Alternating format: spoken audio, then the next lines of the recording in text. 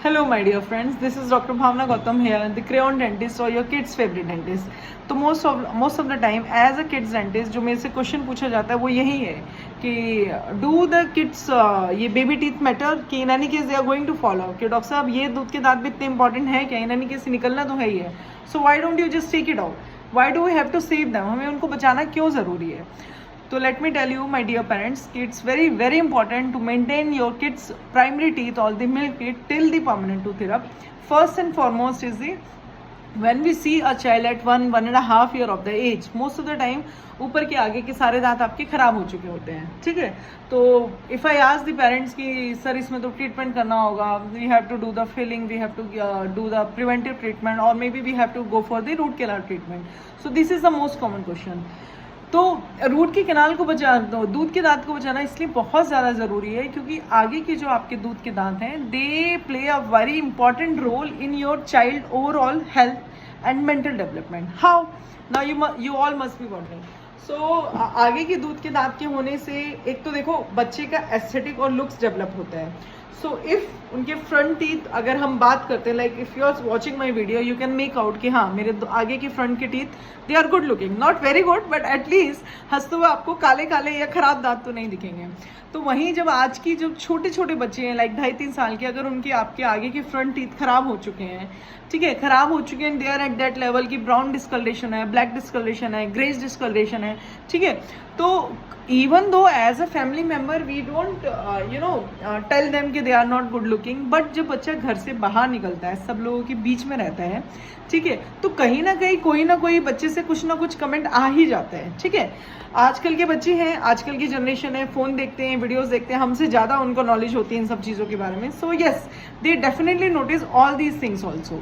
Also अगर किसी ने बोला भी नहीं है बट आपका बच्चा सबके बीच में रहता है तो वो नोटिस करते हैं, अच्छा उनके दांत तो अच्छे हैं, मेरे ही दांत खराब हैं, ठीक है। फिर कभी क्लास में डिस्कशन आएगा कि ब्रशिंग कर रहे हो या नहीं कर रहे, देन दे रियलाइज़ कि मैं तो ठीक से नहीं करता हूँ या रात को नहीं करता हूँ या मैं ठीक से नहीं करती हूँ, रात को नहीं करती हूँ। सो ये जो चीज़ है ये उनके जो है सेल्फ स्टीम पे, उनके कॉन्फिडेंस पे बहुत ही लॉन्ग लास्टिंग इफेक्ट डालती है और ये ग्रेजुअली बच्चे के मेंटल लेवल पे स्ट्रेस ऐड ऑन हो रहा है, ठीक है। देन दूसरी प्रॉब्लम जो होती है, अगर आपके आगे के दांत खराब हो जाते हैं,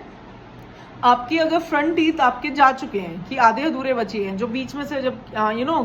कैविटी होती है तो बीच बीच में से दांत के बीच में गैप आ जाता है, तो जब बच्चे की स्पीच डेवलप हो रही है, ठीक है, और स्पेशली अगर ये होता है 1-1.5 साल के टाइम पे ही बच्चे का दांत खराब हो गया है तो बच्चे की जो स्पीच डेवलप हो रही है वो अफेक्ट होती है। बहुत सारे केसेस में जब बच्चा बात करता है तो आपकी जो टंग है उसकी आर्टिकुलेशन, टंग की अटैचमेंट जो है या टंग की जो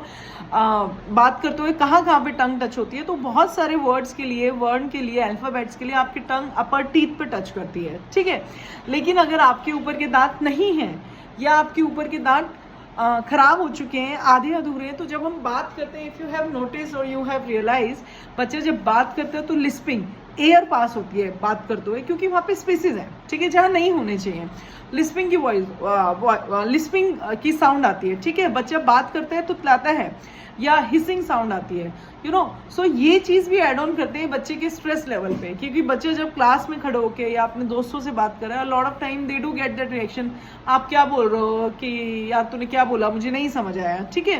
तो उनको दिखता है कि मैं जो बोल रहा हूँ शायद क्लियरली नहीं बोल पा रहा हूँ या सामने वाला नहीं समझ रहा है। So these two are the most important thing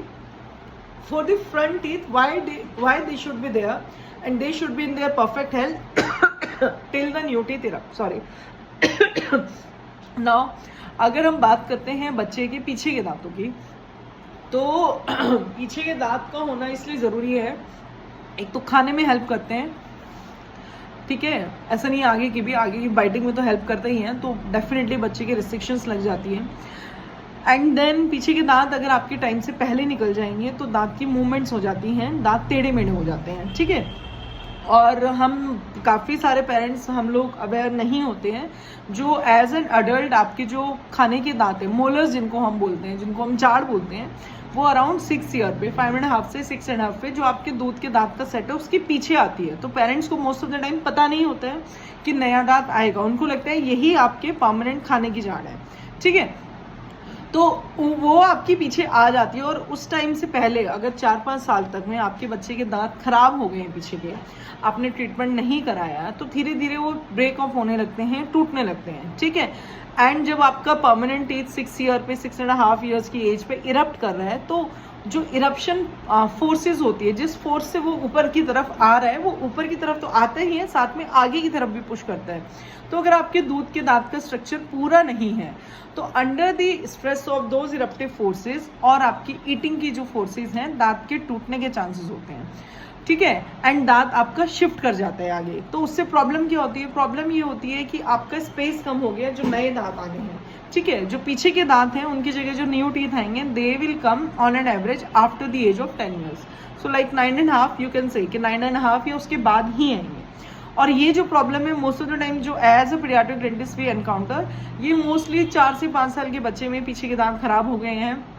ठीक है। तो पेरेंट बोलते हैं कि डॉक्टर साहब निकाल दो, ठीक है। तो मैं ये नहीं कह रही कि निकालना नहीं है, बट अगर दांत बच सकता है, so we have to save them, so that बच्चे की ईटिंग एफिशिएंसी मेंटेन रहे, स्पेस मेंटेन रहे, प्लस ओवरऑल मुंह के अंदर के जो दांत हैं, they help in the overall development of your face, of your jaw bone. How? जैसे कि अगर आप जानते हैं जो आपके ट्रीज हैं, उनकी जो जड़ है, उनका काम क्या है? मिट्टी को पकड़ के रखना, बनाए रखना, ठीक है। तो सिमिलरली आपके जो टीथ, उनकी जो रूट है, जो आपकी बोन के अंदर एम्बेडेड है, they act as a anchorage for them. तो आपके दांत का होना बहुत ज़रूरी है, ताकि आपकी वर्टिकल हाइट, हॉरिजॉन्टल हाइट, एंटेरोपोस्टीरियर, मतलब हर एक डायरेक्शन में आपकी जो फेस की ओवरऑल ग्रोथ है वो मेंटेन रहे और सही डायरेक्शन में आगे चले। So to conclude, my dear parents, I'll advise you to get your child examined by a licensed pediatric dentist or a dentist who has obtained a special degree in kids dentistry, who is experienced in dealing with the children's problem and who can guide you much better way कि क्या क्या problem है, क्या क्या problem हो सकती है और उनसे हम कैसे बच सकते हैं, ठीक है। So stay tuned for more. Thank you. Bye bye.